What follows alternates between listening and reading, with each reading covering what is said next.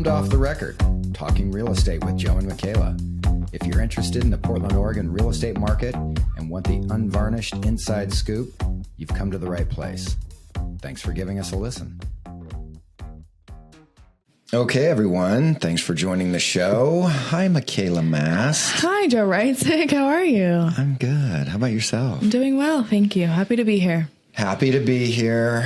It's a beautiful day in the neighborhood, and we've got a great show for everyone today. Yes, this was fun to put together. Yeah. Thank you for doing it. It was your turn, and I think you nailed it. Thank you. Yeah, I was scrolling Reddit as one does in the real estate section, and I wanted to answer some questions that, of course, I'm not going to read all of the long, lengthy story questions that most of them are, but I picked up some major themes within the top questions, and I thought it'd be fun to answer them. Super interesting. Yeah. I'm going to tell you something, and you tell me if this is crazy or not, but I've never been on Reddit. Oh, no. I don't think it's crazy at all. Yeah. It was a very underground thing, I think. Like, I'm new to Reddit as well. Mm-hmm. And I don't know if it's the way that Google has reworked itself since AI, but Reddit comes up as number 2 for me now under, like, anytime I ask something opinion based. So under AI's answer is always Reddit, which I think is probably dangerous for the masses. But it's just funny. Yeah, it's weird. I just go to chat now. Yeah, fair. When I have opinion stuff or Claude. Yeah. AI. Loving the AI, people. I'm telling you right now. Yes. It's a game changer. It really is. But yeah, this is funny. You can go down a rabbit hole on people's life stories and then people's responses are sometimes even funnier than the stories. So yeah, interesting stuff. Okay, before we get started, should we start with our first segment? Yes, and the first segment is our off-the-record moment.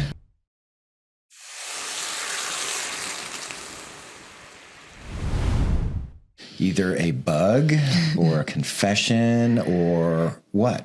Yeah. Do you want to go or do you want me to go? I'll go. Okay, let's hear it. I've got a bug today. Okay. And, I'm sure all the listeners out there and watchers are probably going to line up behind me on this one, but dealing with healthcare. It's a nightmare. It's such a nightmare. That's a great one. You get on the phone and it's like punch in your everything. And, you're on your phone and give us your date of birth. And then you get on live with someone and they're like, can I get all that information you just punched into your phone, including your date of birth? It's like, why? Yeah, I know. Why, people? And I feel so sorry. Like I say this because I was just on the phone with my healthcare provider and the lady could not have been nicer. Right. But my patients were at an end with the process, and I feel like she probably gets that all the time, every day. Constantly. She always has a dozen people on hold. Can you imagine that job? No, it sounds horrible. No, thank you. I know. So thank you to the people who do that, but the whole system is, it's a nightmare. So I got to share one little thing that I saw online this morning. A doctor, I think it was like down in LA or something, at the check-in desk where people would sign in when they, come for their appointment or whatever, he had a sheet that said, if you are upset about how much your health care cost, call one of these people if they're your provider. Wow. And it had the CEOs and what they make of all the different insurance companies. Oh, boy. Yeah, that dude, bold statement, but I thought that was kind of interesting. It's very interesting. Yeah, people These dudes are making not 30 plus mil a year. Right. People are over it. Yeah. And I get it.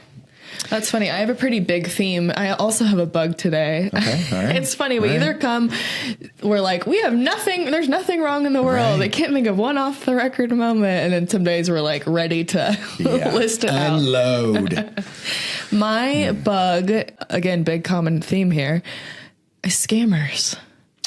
Good they're out in force right now. They're getting so creative. And because we just went through this week, but I consider myself to be pretty, I can usually judge very quickly if it's a scammer or not. Most people can. It's pretty obvious. But we had a lead reach out and say, that they wanted to see homes in Multnomah, which is, kind of a red flag, I guess. Yeah. But I was like, okay, Multnomah County or Multnomah Village, can you specify? And he wanted to set up a time for a Zoom, a buyer consult, which as a broker, a dream, right? Sure. Yeah. Let's talk face to face. Yeah. Beautiful. Reach out and get on Zoom. That's what we want. So we set the time for the Zoom, same day. You were on it and it was a no-show. Shocking. I sent the Zoom link and he or she, whatever, responded like 10 minutes after our call and said, please click this Zoom link. Yours isn't working for me. Yeah. I obviously didn't click it. I initiated a new link and said, you can get on this one. This one will work just fine. And then the English got a little broken. They got a little mad. But I thought that was crazy. Yeah, it is crazy. And I have something to add to this that you are not going to be happy about, but I got 2 emails from you this morning. I know. And they were both phishing. I know. Yeah, I get them from Cascade House and Sotheby's almost daily. Yeah. It's really bad. Yeah. So change your passwords and change them often, people. Yes, seriously. Yeah. So, okay. Well, that is our double bug for the day. Yeah, double bug. We're going to have a happier, more uplifting episode. Yeah. After that. No. It's going to be, so we pulled 15 big questions, big themes from Reddit, and we're going to answer them. We're going to try to do it like rapid fire. Rapid fire as much as possible. But some of these things, we like to talk. So we're going to give you the full unfiltered on this one, people. Yes, yes. And I haven't really thought of responses on these, so it'll be off the wall. Yeah. Initial reaction. Yeah. So. Which should be fun. Okay, here we go. Should be fun. I'm going to put my phone on Do Not Disturb. Okay, I'm going to throw the first question at you. Do it. Okay, number 1, buying with friends or family, is it smart or is it risky? I have done the friend side. I've not done the family side. Okay. I liked it. It was a good experience. Okay, great. Yeah. But that being said, my advice is get everything in writing and also take the time to think through the contingencies of what happens if, right? I bought property with 3 friends of mine and we just didn't think of what if one person wants out and the other 3 don't. You got to have that contingency in place, which seems like a no-brainer. You should be thinking about that, but we didn't. We were young. A lot of people wouldn't, yeah. Yeah. So I say go for it. Just have everything in writing and make sure you're all on the same page with your wants, needs, expectations about what is going to happen and what do you want to see happen. And then also make sure you have an exit strategy. Yeah, that's very, very good advice. I love it. The only thing I would add to that, which probably seems obvious, is it depends on the relationship. 100%. Like you wouldn't probably get into this with somebody you already kind of have some issues with. Yeah. I've never really had an opportunity with family, but I know you have. I have, yes. It just depends on the family member. Yeah, it does. Good. But I would be open to it, yeah. Yeah. I so agree. Our verdict is, be careful, but not a bad idea. And I think, like you said, have a plan up front. Do you think that plan needs to be like in legal writing, or do you think it just needs to be understood between all parties? No ifs, ands, or buts. With the advent of AI, I think you can feed ChatGPT or Claude or whoever the questions you have and also have them put together an agreement that covers all. Ask them for the questions that matter or have them make a document for you. And then if all of you sign it and you get it notarized and recorded, that's legal. Yeah. So, very good point. And we could actually help with that. We could help get all those things set up. Yeah. Okay, love it. Number 2, buying a house before you're married. Oh my. This is a little similar to the first one. Yeah. But more relationship driven. This was probably the most asked question on Reddit. I did this. So I am pro buying a house before you're married. Not that that's the only way to do it. I mean, your timeline is your timeline, but I think if you're committed to the person and if you have, I think the caveat is having an exit strategy is a really awkward conversation to have with that particular relationship. Sure. But it's almost like the prenup. Right. I would say go for it, but proceed with caution. Yeah, I think it allows you to build equity faster, sooner. If you're the one buying it and the other person's not on the mortgage, it gives you full control to do it the way that you want to do it. Question number 3. Yeah. Yeah. Is it dangerous to put only one person on the mortgage? We'll hit that one in a second. The other thing about buying a house before you're married is it gives you flexibility for the future. If you end up getting married or getting into a relationship, you have flexibility as far as having a place already that you can live in, or having it as an investment property. And I love that. I think it's great. Yes, I do too. I'm 2 thumbs up for it. I don't think there's any reason not to. No, I don't think so either. It was really important to me that we both brought the same amount of money to the table. I don't know why it was important to me. I just didn't want an imbalance of power. I wanted it to feel like very, very equal. We're both in it. So that was very important to me. And it took one of us a little longer to save up, and that was okay. But yeah. Perfect. Which leads us to number 3. Is it dangerous to put only one person on the mortgage? So dangerous meaning for the person who isn't on the mortgage, but maybe use some money to contribute to the down payment. Right. And just to preface this, we are going to talk about number 15. The very last one is, and this is a bit of a teaser. I like this. I like how you've set this up. Thanks. What happens if my partner and I break up after we purchased a home together? So stay tuned, people. We will get to that one. But is it dangerous to put only one person on the mortgage? I think it's dangerous for the person who isn't on the mortgage. Well, you could put this is kind of a trick question, because you can put both of their names on the deed of the house. Right. I think this is definitely a trick question. Is it dangerous to put only one person on the mortgage? Because, well, I mean, if we explain the situation, a lot of times people are self-employed or they are like a waitress, something where it's pretty hard to track their income. So for lending reasons, lenders like people who have W-2 jobs. So the question should be, is it dangerous for just one person to get qualified for the home? Which I say no. If just one of you can get approved for a loan and you can get the house that both of you want, I think that's a good thing. Right.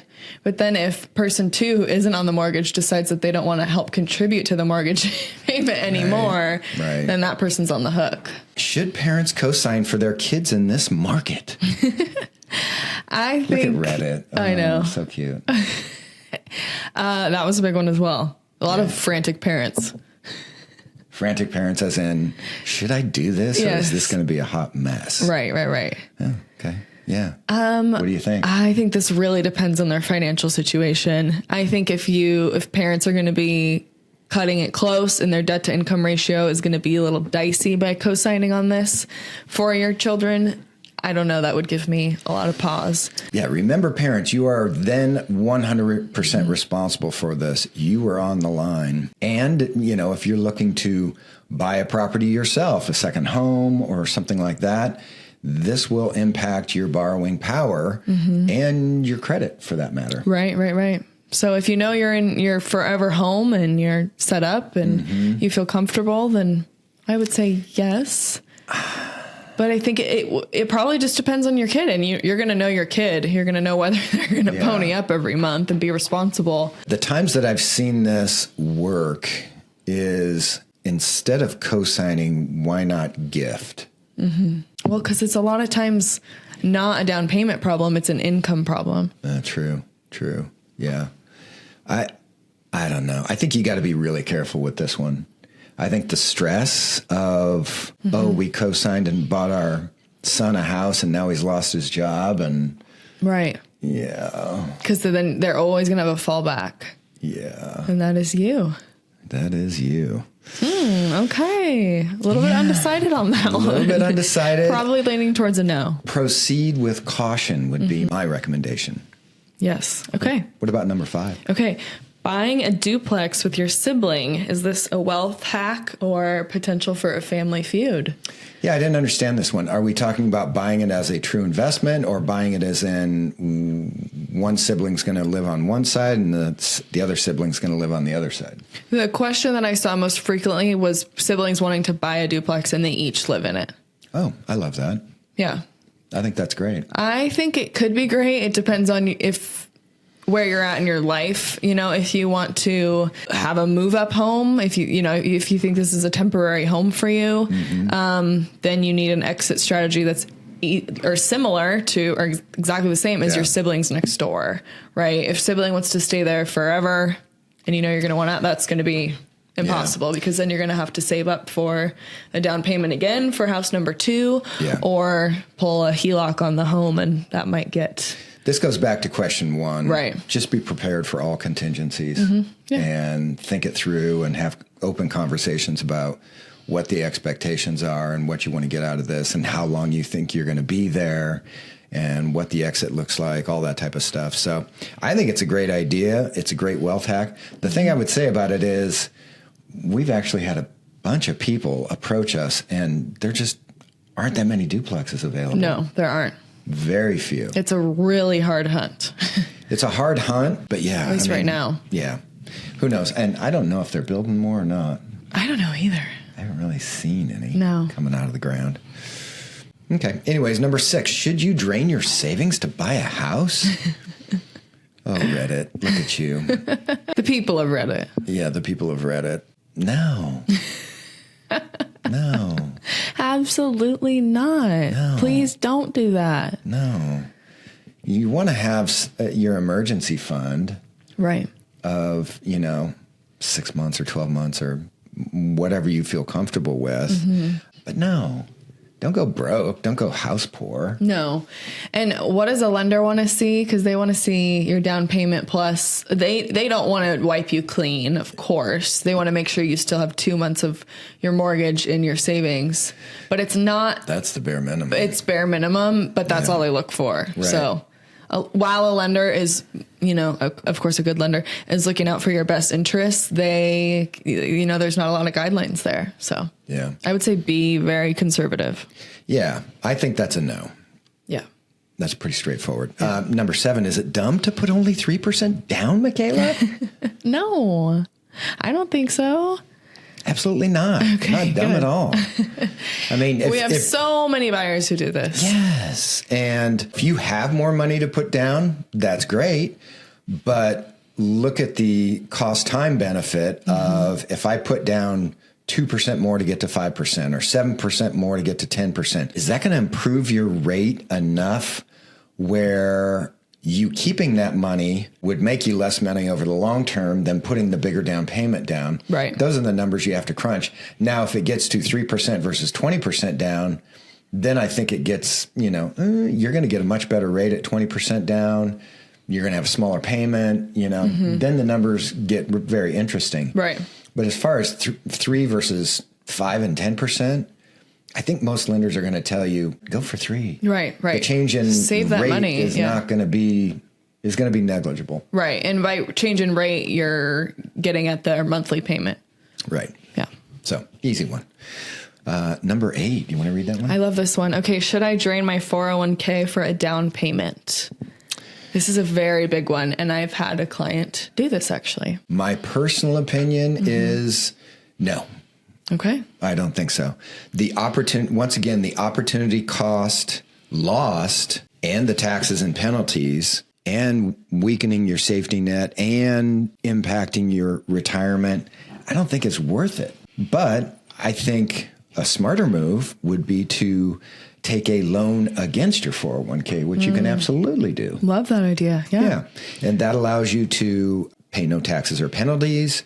You get to pay it back with interest. I don't know what the interest guidelines are, but I think they're fairly reasonable. And maybe you avoid a high interest rate because you're able to take that money from your 401k that you're borrowing and have no PMI, mortgage insurance, and get a better rate because you have more down. So Right. Okay. I like the borrow against your 401k versus drain your 401k. Okay. Yeah. That makes sense? Yeah, it does. Yeah. I agree, but I also disagree a little bit.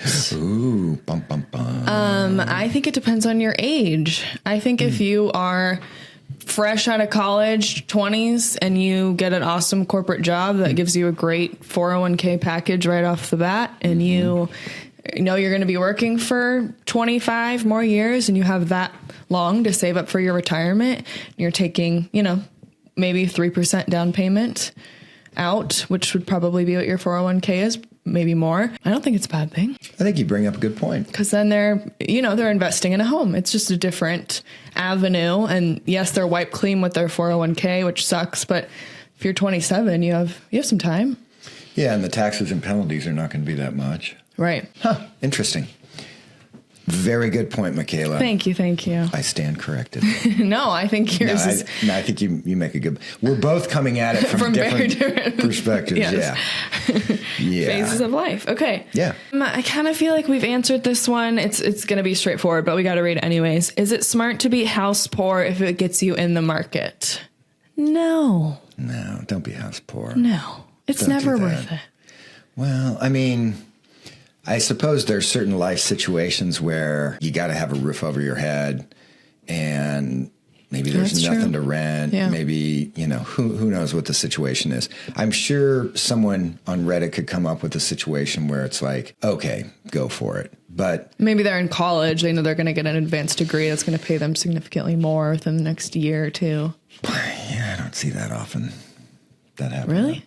Someone in college buying a house? Well, maybe no, like someone working on their master's. Oh. Or med school or, Yeah. Hello, student loans. I don't know. That's true. I would say in general, don't ever be house poor. I agree. Right? Although. Oh, what's interesting is when I do think about this, I think about a young person deciding whether to rent or buy. And right now it's hard to get into a rental. It has become a little bit easier around here, but they ask for so much money down that it's almost like a down payment. It is almost like a down payment. So, yeah, I get it. And I think we need to, if we were going to dive into this deeper, we would want to define what house poor means. Right, sure. Right? Because house poor to me versus, what house poor is to someone else is and you and I, and it's just going to be different. So that's a very good point. Yeah. I think you need to be comfortable with your situation and your risk tolerance. And if you feel like getting into this home, maybe you feel like it's a steal of a deal. Right. Right. And it's going to appreciate and it's going to be a home that you're going to be in for a long time and you just want to get into it and it's going to be rough for a couple of years. Okay. I get that. But there's so many other avenues down that conversation where it's like, no, don't do that. It's not worth losing the sleep and the stress. Yeah. Okay. Number 10, should you buy the worst house in the best neighborhood? This one's funny because it feels like an obvious yes to someone who really loves investing in real estate. But this is interesting. I think it depends on your tolerance for fixing houses up. Yeah. And how much, do you have money set aside to pay somebody to help fix up the house? Is the house habitable as it is? I think, if you consider fixing up a house, I think you need to understand if you're capable of doing those skills first. Yeah. I think that's a great point. And I do love when we have clients that find a house that fits them and is great. And in the neighborhood, it's the lowest priced home. I always love that because I'm oh yeah, baby. Because the theory behind that, and I think it's factual, is you will appreciate with the homes around you much faster than if you were the top, valued home. Exactly. In the neighborhood, yeah. Right. Yeah. Especially if you're the top valued home and everything else is much lower. That's going to be a slow upward climb for you. Usually. It is. So buying the worst house, well, that's a tough way to phrase it. I mean, I would buy the house that fits you the best. And if it happens to be in a neighborhood where it's the best value, bonus. Right. Agreed. Yeah. Okay. Love that. Look at that. We are so on the same page today. Very well said. We are. Yeah. Crazy. Okay. New construction versus resale, which wins long term. Oh, boy. This is a big one. Which is why I want you to answer first.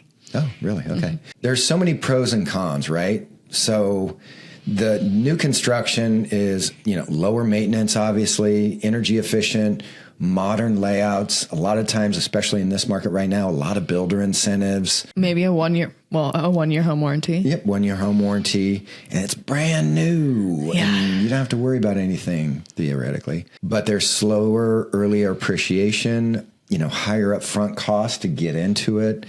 And typically smaller lots. You're not going to get on a big lot unless you're buying in a very high price point, right? Good point. So those are the pros and cons to new construction. Resale, I think you get better appreciation. You obviously have more negotiating power in this marketplace. When it comes to apples, the exact same bedroom, bath, square footage home is going to be cheaper resale wise, 9 times out of 10. Right. So, which one wins long term? I think it depends on the individual. Like if you think that you're going to be in this home more than 3 to 5 years, new construction can be a great way to go, right? And you don't mind paying a little bit more up front.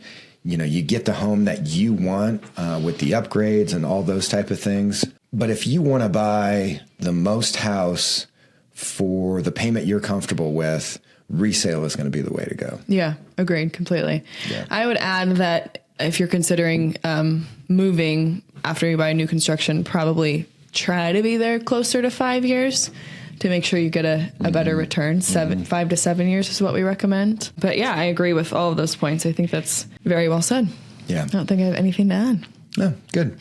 Is it smart to buy now if you might move in 3 years? Oh, interesting. I just had this come up a couple of different times. I did too. It just depends on the person. Depends on the person. Financing wise, if you know or suspect that you're going to be in there 3 years or less, definitely use an ARM, right? Adjustable rate mortgage. Interesting. Okay. Yeah. Right? Yeah. Because by the time it resets, you're going to be selling. So you got to enjoy the benefits of that lower price point. We've had a couple of different clients who have moved to Portland. The timing sometimes is not good. Right. Right. And we have clients that bought in 22 and they knew they were going to be moving back to Texas. They knew it was going to be a 3 or 4 year deal. And then they were moving back. They still have a house back there. And unfortunately, the timing of the market is such that, their area of town is down 3 to 4%. Yeah. And so they're not going to sell it for what they bought it for. Yeah. To their credit, they were like, hey, markets go up, markets go down. Right. And they're chill about it. Well, they're not happy about it. Well, no, but they understand. But they understand. Yeah. Right. Yeah. So that's a tough one. Is it smart to buy now if you might move in 3 years? I think it's a roll of the dice because are we still going to be in this low point? Hard to imagine. I hope not. It is hard to imagine. And nobody knows. That's the thing. You know, the best experts can only give you their prediction. Yeah. Yeah. So, of course, if you say you're moving out of state, you don't have, and you have the means to not sell, then you'd be fine. Yeah. Renting it out. I don't think that's a bad idea at all. Yeah. You just have to be comfortable having an investment in a different state. Yep. So a lot of different things to consider there, but I still think it's smart, even if you're only going to be here 3 or 4 years. And hopefully a lot of the people that we work with who know that, they work for companies like Nike or Intel or other companies that provide some relocation assistance, which can offset some of that. So, right. Which is good. Number 13, are adjustable rate mortgages ever a good idea? Well, we just kind of let the cat out of the bag. Which is funny because I was actually going to say no, but I like your answer to the last question. Yeah. I mean, if you know that you are not going to be around for more than 3 or 4 years, why not go for it? Right? Okay. The other thing is you can refi. It's true. Starter home, plan to move, maybe relocating. The other thing is strong income growth potential. A lot of younger people starting their careers are like, I can qualify for this home now, but it would be really super helpful if I could get a lower rate that would give me an even more affordable payment. And I'm going to be making more money. So if rates adjust up, I'm protected. Right. And if it gets too crazy, I can refi. That's true. A lot of people are not comfortable with that. But there's certain situations, right? Yeah, sure. Sure. Okay, I like it. Should I sell my 3% interest rate to upgrade homes? Wow. Isn't that the big one? It is the big one. Yeah, that's the big one that a lot of the marketplace is considering right now. Mm-hmm. What do you think? Well, I had a client who just did this. It was hard for them. They just needed a bigger house, though, very quickly, and they didn't really have another option. And I mean, the good news is we were able to advertise their home as, the home having an assumable loan with a really low interest rate, which actually made the home more sellable and did sell quicker than it normally would have. And I think it just depends. I think we need to look at the interest rates for your purchase to make sure, of course, you're comfortable with that monthly payment. Your home is where you live. It's the roof over your head. It's your life. You're in it, obviously, every single day. I think it's important to be comfortable in your home and, of course, your neighborhood. And if those things aren't working out, then I don't think it's stupid to sell at all. I don't either. I think it just adds a layer of pause. Sure. For most people, right? Looking at that 3% and where their payment's at versus getting what they and their family might want and need for living right now and having to look at those payments. There's always that, that hindsight of, man, that I really, really love that. Well, how much do you love that versus how much would you love to be more comfortable in a neighborhood that you're more happy with, in a location that's better for, you and your family. So a lot of those conversations are going around. And I think as rates drop from 7 to 6 to now in the 5s, I think there'll be more of those conversations. Yeah, I think so too. Yeah. Okay, last one, which you already teased. I love it. What happens if my partner and I break up after we purchased a home together? Yeah. Well, at first, I think it depends if you're married or not married, obviously. Well, yeah, but also how is the home titled? Right? If it's joint tenants, then it's 50-50, case closed, right? Yeah. If it's tenants in common, then proceeds are split based on ownership percentage, right? And these are all things that get decided when you're signing for the home. Yeah.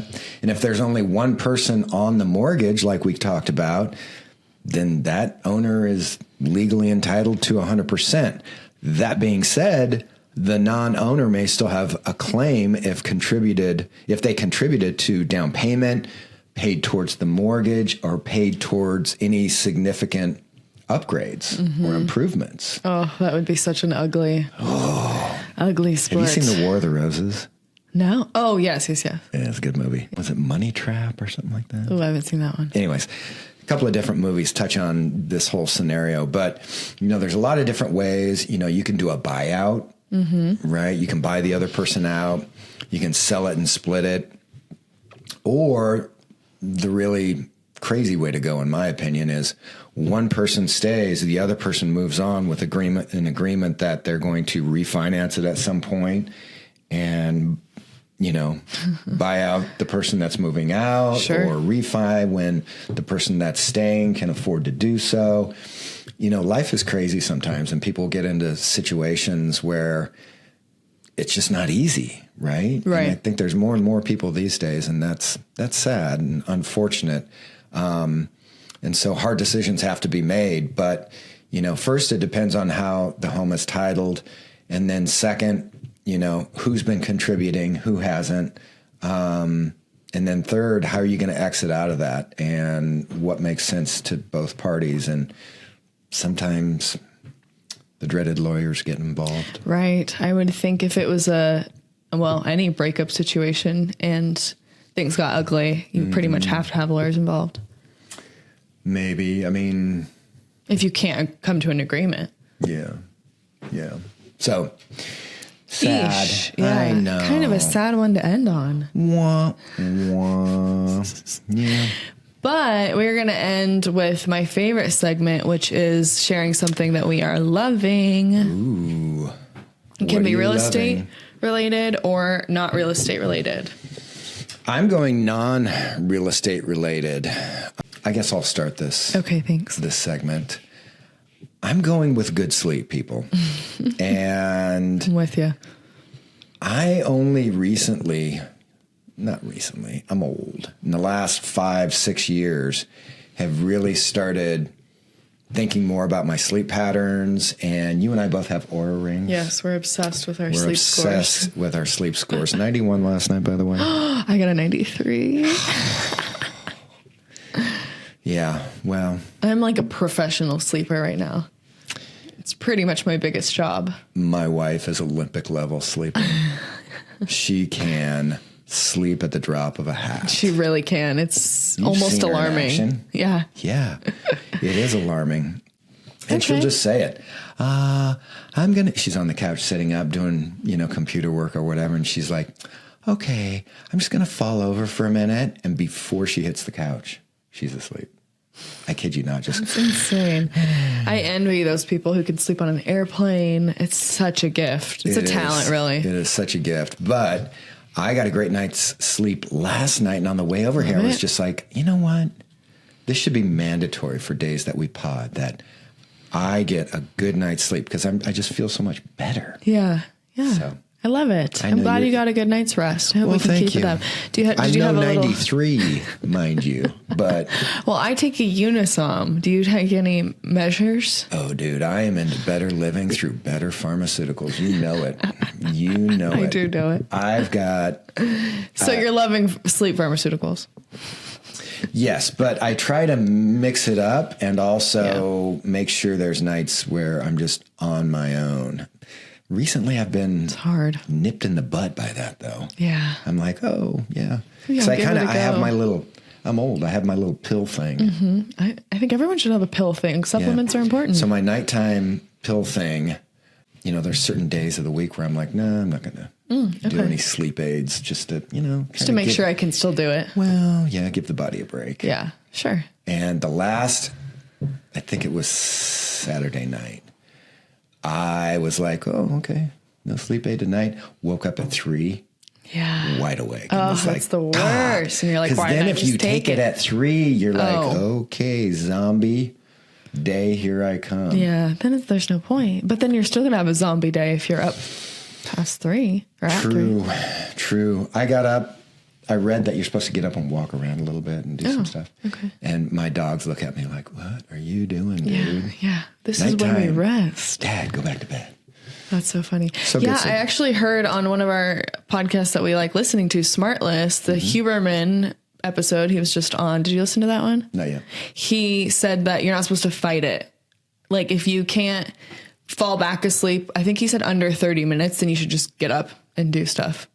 Yeah. It's actually worse for your body and your sleep rhythm pattern. I don't know. To like fight it for an hour or 45 minutes. I have a tough time giving up. I'm not a quitter. I'm not either. And I just get angrier and angrier. Oh. Yeah. And you're like, okay. I remember that last Saturday night, I made the mistake of looking at my phone and I was like, are you kidding me? So if I fall asleep right now, I'm only going to get then you do the sleep math. Yeah, that's the worst. Yeah, that was a mistake. Anyways, okay, so but I'm loving good sleep. Good sleep. I love that for you. Yeah. What do you got going? I'm loving my podcast that I consume. I consume a lot of podcasts a week. You know this about me. Probably like 10 hours, I would say. Wow. Every week. Is this on walks, I walk workouts? up with the dogs. I don't listen to it on my workouts, any music. Or when I'm driving, just even a short 5-minute drive, my podcast is playing. Yeah. And I love it so much. I know that sounds so silly. Yeah. But one of my favorites, I'll shout them out, is Armchair Expert with Dax Shepard. And it's just like a college level class every week with just an expert who gives you the rundown on whatever they're researching or promoting maybe. But this, today he had the CEO of Instagram on. Whoa. And I just loved it. It was such a great conversation. He was super transparent about AI and their impacts with AI and and how they're handling that. And I don't know, the more you know, I think it's just so fun to live in a world where you can just press play and learn something new. Should we do a podcast on our favorite podcast? We could. Yeah. Reviews. And non-real estate podcasts, because we're not going to pump up the competition. No. Do you want to hear my favorite podcast? Yes, I do. Right now? A Short History of. Oh, wow. An hour of college level history that's narrated by the guy with the best voice in the world. Really? And he's a great storyteller. Oh. It's written extremely well. Yeah. Love that. I just listened to his short history of Winston Churchill. Okay. Yeah. And now you know more about Winston Churchill. And it's digestible. It's not like too... So good. Yeah. I think it's important when they don't get too esoteric because you're like, did I need to read something before listening to this? No. You don't have to do any research or whatever. They fully explain it. And the other one I just listened to was a short history of the Silk Road. Oh, interesting. Back in history before seafaring was big time and you had to go up and over the mountains and blah, blah, blah. So yours are probably a little more educational than mine.